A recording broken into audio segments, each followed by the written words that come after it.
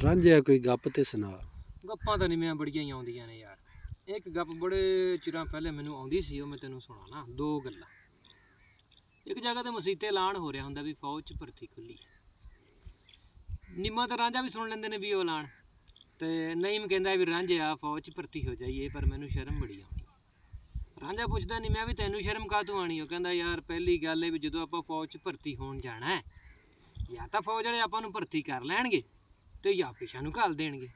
ਜੇ ਤਾਂ ਉਹਨਾਂ ਨੇ ਪਿਛਾਂ ਨੂੰ ਘੱਲ ਦਿੱਤਾ ਤਾਂ ਠੀਕ ਆ, ਤੇ ਜੇ ਉਹਨਾਂ ਨੇ ਫੌਜ 'ਚ ਭਰਤੀ ਕਰ ਲਿਆ ਤਾਂ ਫਿਰ ਦੋ ਗੱਲਾਂ ਹੋ ਜਾਣੀਆਂ ਨੇ।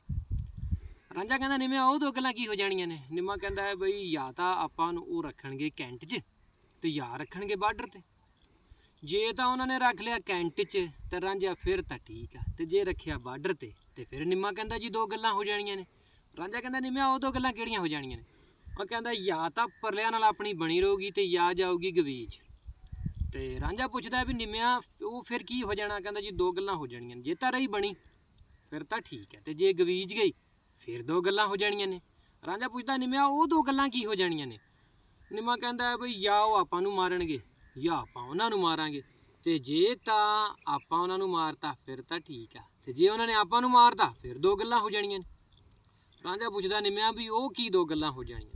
ਕਹਿੰਦਾ ਬਈ ਜਾਂ ਤਾਂ ਆਪਾਂ ਨੂੰ ਦਫਨਾ ਦੇਣਗੇ ਜਾਂ ਸਾੜ ਦੇਣਗੇ, ਤੇ ਜੇ ਤਾਂ ਰਾਂਝਾ ਦਫਨਾ ਦਿੱਤਾ ਫਿਰ ਤਾਂ ਠੀਕ ਆ, ਤੇ ਜੇ ਆਪਾਂ ਨੂੰ ਸਾੜਿਆ ਫਿਰ ਦੋ ਗੱਲਾਂ ਹੋ ਜਾਣੀਆਂ। ਰਾਂਝਾ ਪੁੱਛਦਾ ਨਿੰਮਿਆ ਉਹ ਦੋ ਗੱਲਾਂ ਕੀ ਹੋ ਜਾਣੀਆਂ ਨੇ?